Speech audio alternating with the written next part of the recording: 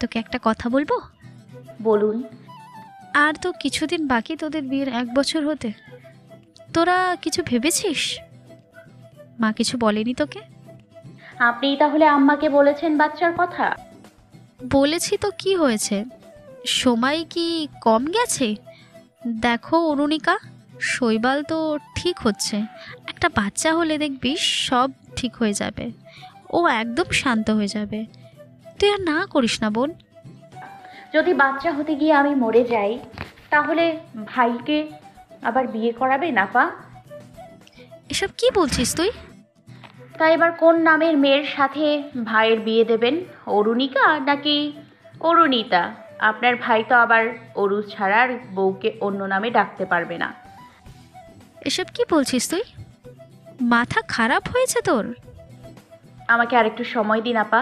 আমি চাই না আমি যা সহ্য করছি তা আমার সন্তানরাও সহ্য করুক। আমি তো ওকে বাঁচাতেই পারিনি, তাহলে আরেকজনকে কি করে বাঁচাবো? বিয়ের 2 মাস পর একদিন সকালে শৈবালকে অফিসে নিয়ে যায় জাফর। শৈবাল তখনও মানসিকভাবে ফিট নয়। তৌফিক সাহেব একা ছাড়লেন না ছেলেকে, তিনিও সাথে গেলেন। বাড়িতে শুধু নমিতা বেগম আর অরুণিকা। স্বামী স্ত্রীর বাধ্য সম্পর্কের বাইরে ততটা মনের সম্পর্ক তখনও গড়ে ওঠেনি অরুণিকা আর শৈবালের মধ্যে। বন্দি জীবন, শৈবালের অসহনীয় ব্যবহার, মন খারাপের বিকেল। ঠিক তখনই বসন্তের হাওয়ার মতো এলো একটা ফোন কল। অরুণিকার ঘনিষ্ঠ বান্ধবী স্বাধীনতা ফোন করেছে। বাসায় তেমন কেউ না থাকায় সুযোগ পেল অরুণিকা। শাশুড়ির কাছ থেকে ঘন্টা দেড়েকের সময় চেয়ে নিয়ে বেরিয়ে পড়ল। দুই বান্ধবীর খোঁজ গল্পে কখন যে বিকেল পেরিয়ে সাঁঝের মায়ায় ঘিরে ধরল ধরণীকে, অরুণিকা তা টের পেল না। সন্ধ্যায় বাসায় ফিরল শৈবাল। অরুণিকাকে না পেয়ে কোনো প্রতিক্রিয়া করলো না, সোজা নিজের রুমে গিয়ে বসে রইল। জরুরি কাজ শেষ করে তৌফিক সাহেব বাসায় ফিরলেন সন্ধ্যার পর। অরুণিকা তখনও ফেরেনি। শৈবালের নীরবতায় তারাও তেমন সারা শব্দ করলো না। সন্ধ্যার আকাশ যখন রাতকে ছুঁই ছুঁই করছে, তখন বাসায় ফেরে অরুণিকা। খোলা আকাশের নিচে নিঃশ্বাস নিতে পেরে নিজেকে আজ জীবন্ত বলে মনে হচ্ছে তার। কিছু প্রয়োজনীয় জিনিসও কিনেছিল নিজের পছন্দ মতো। তার জন্য দরজা খুলেছে নমিতা বেগম।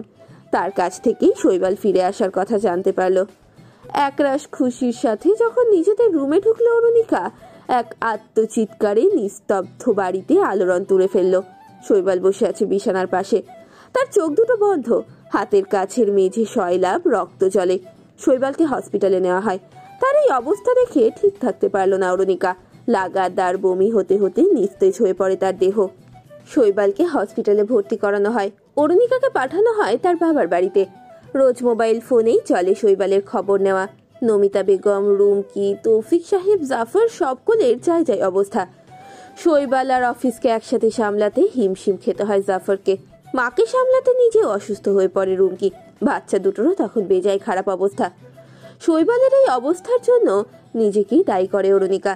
সেই রক্তাক্ত দৃশ্য আর মনোকষ্ট তাকে পিষে ফেলছে নিরন্তর। মানসিক যন্ত্রণার সাথে তার শারীরিক যন্ত্রণাও বাড়তে থাকলো।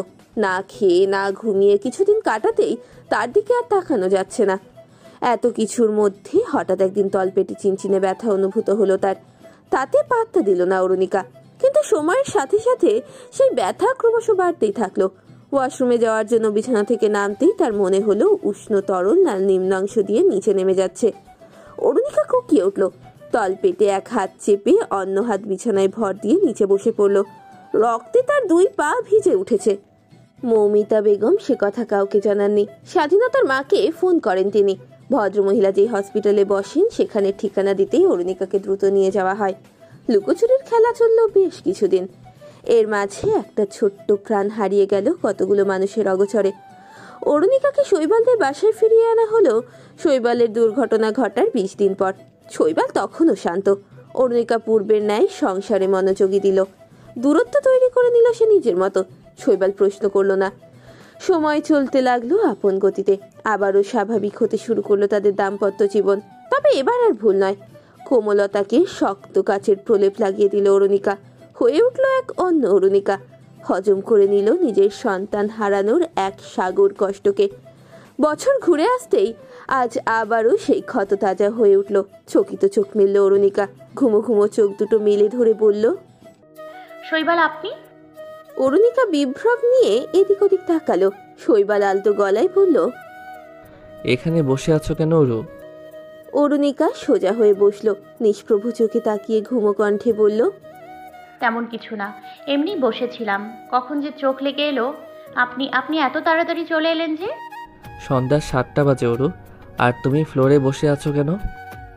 অরুণিকা উঠে দাঁড়ালো। অতীতে ডুব দিতেই কখন যে তার চোখে ঘুম লেগে এসেছে। অরুণিকা মৃদু গলায় বলল, 7টা বেজে গেছে। ইস, আম্মাকে চা দেয়া হয়নি, বাচ্চা দুটোকেও কিছু খেতে দেইনি। আমার যে আজকাল কি হয়েছে। অরুণিকা চপ্পল পায়ে সরতে গেল। তার হাত ধরল শৈবাল। আবিষ্ট গলায় বলল, তুমি কাঁদছিলে ওরু? অরুণিকা সরস হাসল। মিথ্যে অভিনয় তো তাকে রোজই করতে হয়, কখনো নিজের সাথে তো কখনো অন্য কারো। না তো। তুমি মিথ্যে বলছো ওরু। কেন কাঁদছিলে তুমি? তোমার চোখের এই অবস্থা কেন? অরুণিকা চঞ্চল হেসে বলল, আজকাল আমার খুব ঘুম পায়। আপনিই বলুন, এত ঘুম পেলে চলে? এই জন্য চোখ লাল হয়ে আছে। আপনি ফ্রেশ হয়ে নিন, 7টা বেজে গেছে। রিমঝিমকে খাইয়ে দিই, না হলে আবার ঘুমিয়ে পড়বে। শৈবাল হাত ছাড়ল না, শক্ত করেই ধরে রইল। অরুণিকা পা বাড়িয়ে আবারও পেছনে ফিরল। হাতের দিকে তাকিয়ে বলল, হাতটা ছাড়ুন শৈবাল। তুমি কাঁদছিলে কেন ওরু? কেউ কিছু বলেছে তোমাকে? অরুণিকা খিলখিল করে হেসে উঠল। শৈবালের কাছ থেকে হাত ছাড়িয়ে নিল সে। জিভ বের করে বাচ্চাদের মতো ভেঙচি কাটলো। চোখ রাঙিয়ে বলল, ভূতে বলেছে। জানতো, ফ্রেশ হয়ে আসুন। তুই সত্যি বলছো ওরু? মিথ্যে। তাহলে কি শাস্তি দেবেন আমাকে? ঝট করে অরুণিকাকে জড়িয়ে ধরল শৈবাল। অরুণিকার সমস্ত ক্লান্তি বিষাদ যেন এক নিমিষেই উবে গেল। স্বামীর বুকে মাথা লেপ্টে দিয়ে পরম শান্তিতে নিঃশ্বাস নিল সে। এইদিকে পূর্ণিমা, বেশি করে ডিম খাও। দিচ্ছি। রিম আর ঝিমকে খাইয়ে দিচ্ছে অরুণিকা। দুই বোন খাচ্ছে আর টুকটুক করে কথা বলছে। শৈবাল এসে দাঁড়িয়েছে দরজার কাছে। তাকে দেখে রিম চেয়ে রইল। দন্তবাটি বের করে ভ্রু নিচু করে অরুণিকাকে ইশারা করছে। ঝিম চিৎকার করে বলে ওঠে, মামা। শৈবাল স্মিত হেসে ভ্রু ভিতরে প্রবেশ করলো। অরুণিকা বিছানার উপর বসে দুই বোনকে খাইয়ে দিচ্ছিল। ঠিক তার পেছনে তার গা ঘেঁষে বসে পড়ল শৈবাল। রিম উজ্জ্বল গলায় বলল, পূর্ণিমা, মামাকেও খাইয়ে দাও। অরুণিকা ছোট্ট করে হেসে রিমের মুখে ভাতের লোকমা পুরে দিয়ে বলল, মামা পরে খাবে। ঝিম আদুরে অভিলাষে বলল, এখন থেকে খাইয়ে দাও। শৈবাল মিষ্টি করে হাসে। অরুণিকার একদম পেছনে লেগে বসে আছে সে। মুখটা অরুণিকার কানের কাছে নিয়ে বলল, খাইয়ে দাও। অরুণিকা ঝাড়া মেরে বলল, পাগল হয়েছেন? সিদ্ধ ডিম দিয়ে ভাত খাচ্ছে ওরা। তাতে কি, খেয়ে নেবো আমি, দাও। রিম এবং ঝিম এক সুরে বলে উঠল, দাও দাও, মামাকেও খাইয়ে দাও। তোমাদের মামার হাত আছে, সে নিজেই খেয়ে নিতে পারবে।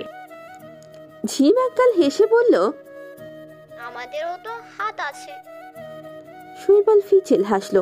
অরুণিকার কানে ফু মেরে বলল, এবার বলো।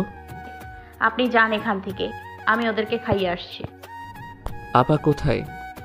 আমার ঘরে। রিম বলল, মামা, তুমি আমাদের স্কুলে যাবে? কাল মিটিং আছে। শৈবাল ভ্রুকুঞ্চন করে বলল, কিসের মিটিং? অরুণিকা ঝিমের মুখে খাবার দিয়ে বলল, প্যারেন্টস মিটিং। জাফর ভাইকে ফোন করেছিলাম, বলল যেতে বলবে না, কি যেন জরুরি কাজ আছে তার। আপাও যাবে না বলেছে। তাহলে তুমি চলে যাও। আমি কি করে যাব? তুমি ওদের মা, মামিমা। রিম উচ্ছ্বাসের সাথে বলল, হ্যাঁ, তুমিও মা, তোমার গায়েও আম্মু আম্মু গন্ধ। রিম হাঁটুতে ভর দিয়ে উঁচু হয়। অরুণিকার হাতে নাক খসতে থাকে।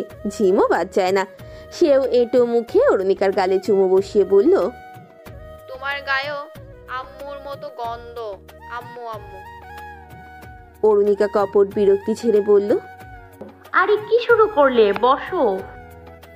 দুই বোন কল কল করে হেসে ওঠে। শৈবাল চাপা গলায় বলে ওঠে, সাবিনা ম্যামকে কল করেছি, কাল যেতে বলেছেন। ওদেরকে স্কুল থেকে নিয়ে এসে তারপর যাব। তুমি যাবে আমার সাথে?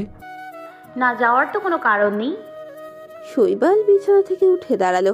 পরক্ষণেই ঝুঁকে গিয়ে অরুণিকার কানে ফিসফিসিয়ে বলল, মেয়েরা মা হলে নাকি তাদের দেখে মা মা গন্ধ হয়। ওরা সত্যি বলছে অরু? অরুণিকা বিভ্রান্ত চোখে তাকালো। পোলাও আর মাংসের সুগন্ধে মৌ মৌ করছে বসার রুম। রিমঝিম কুশিতে আত্মহারা ছোটাছুটি করছে তারা দুইজন। লাভ শেপের বেলুনের ঢল মেঝের বুকে। আজ শৈবাল আর অরুণিকার প্রথম বিবাহ বার্ষিকী। বাইরের কাউকে দাওয়াত দেওয়া হয়নি, একান্ত প্রিয় মানুষগুলোকে বলা হয়েছে শুধু। অরুণিকার বাবা মাও এসেছেন। জাফর এসেছে শিমুলকে সাথে নিয়ে, আর সাথে তাকে সাবধান করে দিয়েছে যেন অরুণিকার আশেপাশেও না যায়। শিমুল দূরেই দাঁড়িয়ে আছে। রিমঝিম হাতের কেক খাইয়ে দিচ্ছে মামাকে। পালাক্রমে দুইজনের হাতেই কেক খেলো শৈবাল। নমিতা বেগম আর রুমকি রাতের খাবার গুছিয়ে রাখছেন টেবিলের ওপর। তৌফিক সাহেব অরুণিকার বাবা হাসান আলীর সাথে কথা বলছেন একপাশে বসে। বেবি ব্লু কালারের শাড়ি পরেছে অরুণিকা, তার পিঠে ছড়ানো চুল, মৃদু হাস্য আধর, চোখে অকৃত্রিম সতেজতা। সাদা রঙের একটা মিষ্টি জাফরকে জোরপূর্বক খাইয়ে দিল সে। জাফর নাক কুচকে বলল, এটা কিন্তু একদম ঠিক নয়। অরুণিকা একগাল হেসে বলল, ঠিক বেঠিক পরে হবে, আগে হাতটা দিন। কেন? আমার হাতের আবার কি হলো? হয়েছে বলেই মিষ্টি মুখ করালাম আপনাকে। জাফর মন খোলা হেসে হাত বাড়িয়ে দেয়। অরুণিকা একটা সিলভার কালারের ঘড়ি পরিয়ে দেয় জাফরের হাতে। জাফর চমকিত চোখে চেয়ে বলল, আরে অ্যানিভার্সারি তোমাদের, গিফট আমাকে কেন? এটা আমার ভাইয়ের জন্য। জাফরের চমকে ভাটা পড়ল। সে নিভে যাওয়া চোখে বলল, মানে? অরুণিকা কাতরতা মিশ্রিত হেসে বলল, আমার ওই কঠিন মুহূর্তে যদি আপনি পাশে না থাকতেন তাহলে কি করে আমার আম্মু একা এসব সামলাতো। জাফর সামনে তাকালো, তারপর ধাতস্থ হয়ে অরুণিকার দিকে তাকিয়ে বলল, হঠাৎ এসব বলছে কেন? আমি যা করেছি আমার দায়িত্ব মনে করে করেছি, এই বাড়ির সম্মানের কথা ভেবে করেছি, তোমার আর শৈবালের ভালোর জন্যই করেছি। জানি, এই তো এত বড় সত্য আজও গোপন রয়ে গেছে। এসব নিয়ে আর ভেবো না, এসব নিয়ে আর ভেবো না অরুণিকা, যা হয়েছে ভুলে যাও। ডক্টর সাবিনার সাথে আমার কথা হয়েছে, শৈবাল আগের চেয়ে বেটার। আরেকটু সময় দাও, সব ঠিক হয়ে যাবে। বাবা আমার আর শিমুলের জন্য কম করেননি। আমি যখন তার অফিসে স্বল্প বেতন চাকরি করি তখন স্কুলে পড়তো শিমুল। ধীরে ধীরে নিজের যোগ্যতায় আমি তার প্রিয় হয়ে উঠি। নিজের ছেলের মতো ভালোবাসেন তিনি আমাকে।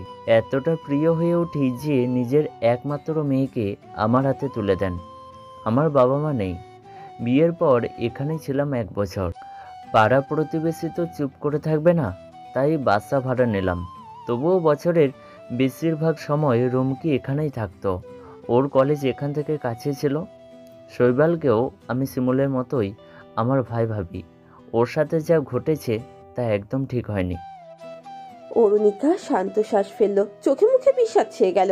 তাকে প্রাণবন্ত করতে জাফর বলল, তোমাকে কিন্তু আমায় বিরিয়ানি রান্না করে খাওয়াতে হবে।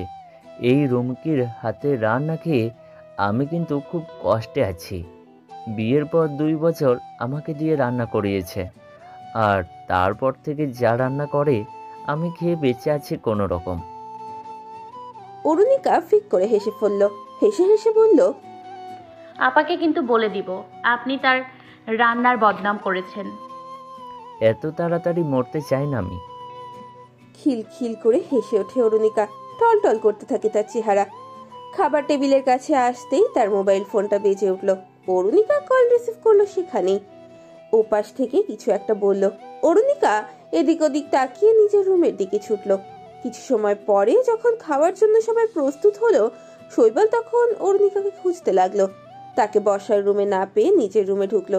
অরুণিকা বিছানায় বসে আছে, দেয়ালের দিকে সরল দৃষ্টি তার। চোখের স্রোত নেমেছে নিঃশব্দে। শৈবাল বিচলিত, দ্রুত দরজা আটকে দিয়ে ছুটে এলো অরুণিকার কাছে। তার পায়ের কাছে বসে উদ্বিগ্ন গলায় বলল, অরু তুমি কাঁদছো কেন? এই অরু, এই কি হয়েছে তোমার? অরুণিকার গলা কাঁপছে। তার চোখ দুটো রক্তবর্ণ। অগ্নিঝরা কণ্ঠে বলল, মেরে ফেলুন আমাকে, এত কষ্ট না দিয়ে একেবারে মেরে ফেলুন, বেঁচে যাই আমি। শৈবাল বিভ্রান্ত চোখে তাকালো। অরুণিকার অনলের মতো ছোড়া বুলি তার বোধগম্য হলো না। সে সন্দিহান গলায় বলল, এভাবে কথা বলছো কেন? কি হয়েছে তোমার? অরুণিকা তেজদীপ্ত কণ্ঠে বলল, আপনি কখনো কিছু বোঝেন না। কেন ধোকা দিয়েছেন আমাকে? কেন শৈবাল? শৈবাল নিরস্ত্র সৈনিকের মতো মুখ করে বলল, আমি তোমাকে ধোকা দিয়েছি? অরুণিকা হাওয়ার তোড়ে তার চোখের পানি মুছে নিল, গলা শক্ত করে বলল, হ্যাঁ আপনি। শৈবাল, আমি আপনার স্ত্রী। যত কিছু হোক না কেন, অন্য কারোর সাথে আপনাকে ভাবতে আমার কষ্ট হয়, হোক সে মৃত্যু। শৈবাল দিকভ্রান্তে তাকালো, অঞ্জলিতে নিল অরুণিতার মুখ, চোখের কাছে চোখ রেখে বলল, তোমার কি হয়েছে অরু? কেন এমন করছো? কোনো ভুল করেছি আমি? বলো আমাকে, আমি শুধরে নেব। শৈবালের হাত ছাড়া মেরে সরিয়ে দিল অরুণিকা। শৈবাল মেঝেতে বসে পড়ল। অরুণিকার দিকে অসহায় চোখে তাকিয়ে রইল সে। অরুণিকা জ্বলন্ত উনুনের ন্যায় গনগন করে বলে উঠল, কি শুধরে নেবেন আপনি? কেন মিথ্যে বলেছেন আপনি আমাকে? কেন বলেননি অরুমিতার সাথে আপনার শুধু মনের নয় দেহেরও সম্পর্ক ছিল? বিস্ময়ের সপ্তম আসমান ছুঁয়ে ফেলল শৈবাল। অবাক গলায় বলল, কি বলছো এসব তুমি? আমি ঠিকই বলছি। কতবার রাত কাটিয়েছেন আপনি ওর সাথে, যার দরুন ও আপনার সন্তানের মা হতে চলেছিল? শৈবাল জবাব দিল না। জলহীন মাছের মতো তার অন্তঃকরণ তোড়পাড়ে লাগলো। আবিষ্ট নজরে চেয়ে রইল সে। অরুণিকা কাঁপা কাঁপা স্বরে বলল, মানছিও নেই, মানছি যা করেছেন আমার সাথে বিয়ে হওয়ার আগে করেছেন। তবুও শৈবাল, আমার কষ্ট হয়। কেন বলেননি আপনি আমাকে এই সত্য? আপনারা বিয়ে ছাড়াই। অরুণিকা আর বলতে পারল না, কণ্ঠরোধ হয়ে এলো তার। শৈবাল নিমেষ চোখে চেয়ে আছে ক্রন্দনরত অরুণিকার দিকে। অরুণিকা বিধ্বস্ত গলায় বলল, আমাকে এভাবে ধোকা না দিলেও পারতেন, একবার অন্তত বলতে পারতেন সবটা। যদি আজ আপনার জায়গায় আমি হতাম তাহলে কি করতেন শৈবাল? মেনে নিতেন আমাকে? কখনো না। মেয়েরা তো টিস্যু পেপার, তাকে একবারই ব্যবহার করা যায়। অরুণিকা ঝমঝম করে চোখের পানি ফেলছে। কান্নার দমকে তার চোখ জোড়া বন্ধ হয়ে গেছে, গলা ভিজে গেছে। সেই ভেজা গলা লাইটের আলোতে চিকচিক করছে। এত সময় নিশ্চুপ থাকা শৈবাল কথা বলল এইবারে, আমি তোমাকে ভালোবাসি অরু। আমি যা বলেছি তাই সত্য। তোমার আগে আমি কাউকে এতটা গভীরভাবে ছুঁয়ে দেখিনি। শৈবাল উঠে দাঁড়ালো, তারপর চলতে লাগলো লাগামহীন। শৈবালের এমন উদ্ভ্রান্তের মতো চলে যাওয়া ঠাউর করলো জাফর। বসার রুমের কোথাও অরুণিকাকে দেখতে না পেয়ে তার ষষ্ঠ ইন্দ্রিয় বিপদের আভাস দিল। মুহূর্তে বৈরী আচরণ শৈবালকে সবাই দেখলো, কিন্তু দ্রুততার সাথে ঘর থেকে বেরিয়ে যাওয়া শৈবালকে কেউ কিচ্ছুটি বলতে পারলো না। জাফর থমথমে মুখে এসে ঢুকলো শৈবালের রুমে। দেখলো বিছানার একপাশে চুপচাপ বসে আছে অরুণিকা। পাথরের প্রাণহীন মূর্তির মতো চাইলো জাফরের দিকে। জাফর আতঙ্কিত অন্তরিন্দ্রিয়। অরুণিকার অস্বাভাবিক চাহনি, আলোথালো চিকুর আর ফুলে ওঠা ওষ্ঠাধর। জাফর ব্যতিব্যস্ত গলায় শঙ্কিত দৃষ্টিতে বলল, অরুণিকা, কি হয়েছে তোমার? অরুণিকা দৃষ্টি নামিয়ে নিল। তার মসৃণ ফর্সা বাম পাটা শাড়ি গলিয়ে বেরিয়ে আছে। সে সেদিকে তাকিয়ে রইল অনিমেষ। জাফর এগিয়ে এলো, তার কণ্ঠনালী কাঁপছে অজানা ভয়ে। সে আবার বলল, অরুণিকা, কি হয়েছে বলবে? শৈবাল ওভাবে চলে গেল কেন? সবটা তো ঠিকই ছিল। রুমকি এলো। তার সাথে এলেন তৌফিক সাহেব আর নমিতা বেগম। মমিতা বেগম স্বামীর পাশে বসার রুমেই বসে রইলেন। তারা অস্পষ্ট আওয়াজ শুনতে পাচ্ছেন। শিমুল এলো সবার পরে। সে দরজার সাথে লেগে দাঁড়িয়ে রইল। পরিস্থিতি বোঝার চেষ্টা করছে সে। রুমকি চোখ পাকিয়ে ঝাঁকিয়ে উঠে বলল, কথা বলছিস না কেন তুই? কি বলেছিস তুই শৈবালকে? কোথায় গেল ও এত রাত্রে? অরুণিকা এবারও কথা বলল না। তার চোখের পানি গালের ওপর খুবই মন্থর গতিতে গড়িয়ে এসে জমা হচ্ছে চিবুকে, তারপর সেখান থেকে টুপ করে নিচে পড়ছে। জাফর বিরক্ত হলো, তেতো হয়ে উঠল তার মেজাজ। সে অনেকটা রুষ্ট গলায় বলল, অরুণিকা, চুপ করে আছো কেন? অরুণিকার দেহ নিজের অজান্তেই ঝাঁকুনি দিয়ে উঠল। হ্যালো গাইস, ভিডিওটি ভালো লাগলে একটু লাইক করে দিও, আর অবশ্যই কমেন্ট করে জানাও ভিডিওটি তোমাদের কেমন লেগেছে। আর ভিডিওটির পরবর্তী পার্ট খুব তাড়াতাড়ি আসবে, তো যারা এখনও চ্যানেলটিকে সাবস্ক্রাইব করোনি প্লিজ পরবর্তী পার্টগুলো দেখার জন্য চ্যানেলটিকে সাবস্ক্রাইব করে পাশে থাকা বেল আইকনটি প্রেস করে দিও। ধন্যবাদ সবাইকে, আমাদের সাথেই থেকো।